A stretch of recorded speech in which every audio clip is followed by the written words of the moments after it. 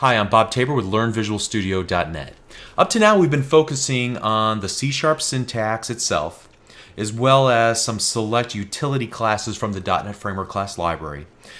We looked at other matters related to compilation of source code into assemblies, looked at the .NET Framework runtime and what happens at runtime, and so on. However, I'm sure that at this point, you're now getting ready to and itchy to build real applications. So applications that have interfaces, whether it be web-based applications or Windows-based applications. So in this final video in this fundamental series, we're going to be discussing event-driven programming. So up to this point in our simple console window applications, there's really only been one event that occurs, the application startup event, which in turn triggers the static void main, where we wrote the majority of our code. However, in a modern user interface, whether it be a native Windows application or a web-based application, users can interact. They can hover, they can press, they can type into, they can drag and drop the various elements that they see on screen in the graphical user interface. So as a software developer, you can write code that interacts with these events as they happen. In other words, how will your application respond and react when your user clicks on a given button that they see on the web page or on a form in a Windows application? Well, you, the developer, you get to decide that by writing code that handles that event. And every little control, whether it be a text box or a button or a drop-down list box or a grid or whatever the case might be, has different events that you can write code to handle. And we'll show more about that in just a moment. So how does this manifest itself in the applications that you'll write? Well, in this video, I'll demonstrate how you get the same experience of working with events whether you write a Windows application or a web application. So what I want to do is start with a new project, and the first type of application we're going to build is a WPF application. WPF stands for Windows Presentation Foundation. So let me type first of all WPF events. Now, if you're not familiar with the Windows Presentation Foundation, or WPF, it's part of the .NET Framework class library that allows you to create native Windows applications, as opposed to web-based applications.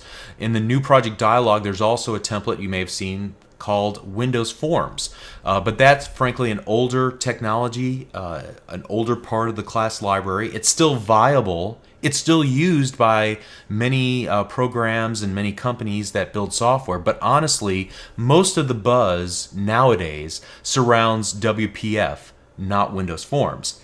However, the things I'm going to tell you right now and show you with a WPF application, most of them will still apply to Windows Forms as well. Okay. So what I want to do first of all is I'm going to double click this area that says main window. I'm not going to double click inside of the inner box, but kind of in this small outer edge that says main window. When I do that, notice that a new window pops open and I get a private void window loaded.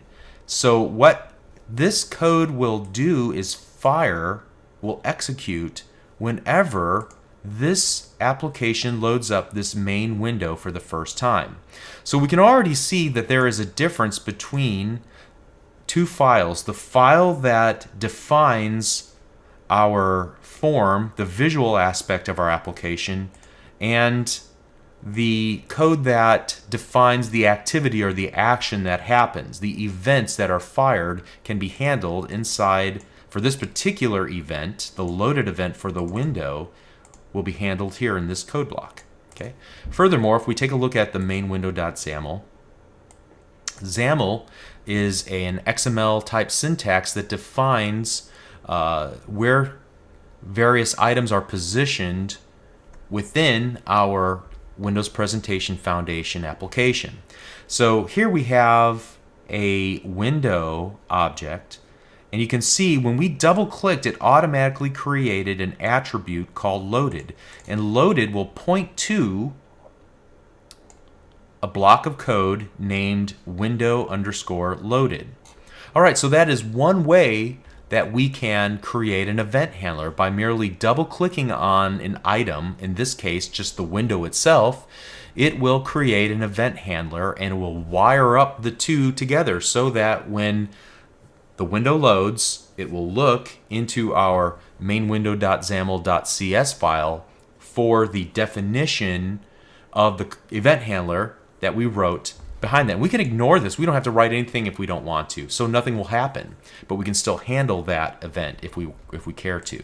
Now let's go ahead and go to the toolbox. I'm going to pin down the toolbox because we might use it a couple times here. And I'm going to put a text block, which is like a label. And then I'm going to put a button below it. And I'm going to, I could double click this button to create a button_click event. However, I'm going to, this time with the button selected, I'm going to go to the Events tab in our Properties pane. We haven't used up to this point. And I'm going to just use the scroll bar to scroll up and down and to see all of the many different events that the .NET Framework runtime will pass to our code. And we can either ignore all these events. Right now we're ignoring every single one of them. Or if we wanted to handle now when we run the application, click event for this button, all I have to do is just double click and I click on the button. That code that handles the click event fires and allows me to then change the value of the text block control. Okay? So we've looked at two ways to define an event handler. We can double click on an item. You can see I can even double click on it now and it will take me to the code block where this the click event is defined. Or I can select the event here in the properties window and just double click it. There's a third way as well. Let's do this. I'm going to add one more button. And then I'm going to go back to our mainwindow.xaml.cs and I'm going to type in the following code. I know its name is button2.click, which is the event name. You can see in IntelliSense that has a little lightning bolt next to it. And then I'm going to plus equal. You can see a little message pops up to say press tab to insert. And I'm going to hit tab twice on the keyboard in rapid succession. Tab, tab. All right, and that did two things for me. First of all, it created a new routed event handler, and when we get into talking about WPF in another series, you'll learn what a routed event handler is. But for now, just accept the fact that we're creating an event handler to handle the click event, and we're going to give it the name of the new button2click event. Now, it created that method stub for us and even gave us a simple implementation and a reminder so that if we did try to roll this product out and give it to somebody else, hopefully by testing our product we'll see this little exception pop up. But we could do something like this. Text block dot text equals hi from button2. Let's run the application. We'll click the second button and it will say hi from button2. And so what I really want you to take away from this is that there's three ways to wire up event handlers to some event that occurs on a form element, whether it be the window itself or a button or something else. And that is through double clicking the item, by finding it in the events window, or by writing the code by hand to wire up the event handler. Now, truth be told, two of those methods are simply just setting an attribute, an attribute of that given element. Click equals button1 click. That's what wires up our button1 click event. This is what wires up our button2 click event. Okay, so now that we've done this in WPF, let me go and save that. I happen to have installed on my computer Microsoft Visual Web Developer 2010 Express. Let's see how this works with ASP.NET applications. So I'm going to create a new project and I'm going to make sure to select Visual C# Web, ASP.NET Web Application. I'm going to call this ASP.NET Events. Click OK. I'll go through this a little bit faster, but I just want to impress upon you that when you understand that basic notion that things have events and that you can write code for those events, each thing, whether it be a form or a button or a text box, have different events that you can handle, and you can write code behind every single one of them or just a subset of those events. All right, so let's take a look at the Design tab. And here I'm going to just go to the bottom and I'm going to place a label by dragging and dropping it from the toolbox onto the designer surface, and then drag and drop a button. And here I have a couple of options. I can double click the button to create the button one click event in our, here's the file that defines the graphical user interface through the use of HTML and some special syntax as well, and we'll talk about that in a separate video series, fundamental series. By double clicking that button, the IDE creates a method stub for us called protected void button1_click. If we were to look at the source code, you can see that it has an onClick equals button1click. That's what wires up the button. Here I can type label1.text equals hello world, save this, and then run our application. I can click on our button and it changes the label to hello world.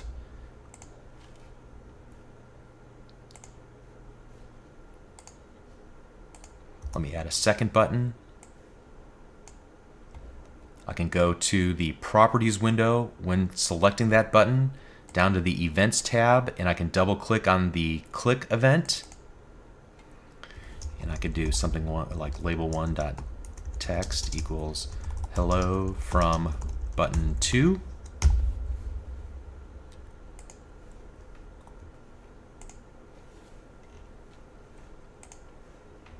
And then I can also, let's add one more button. And this time I'm going to go to the page load event, which is kind of like the window loaded event that we saw in the WPF application. Same idea here. This time I'm going to go button3.click plus equal tab. This time it creates a new event handler, passing in the name button3click. It generates the method stub for the button click event. Here I'm going to comment out the not implemented exception and label1.text equals hi from button 3.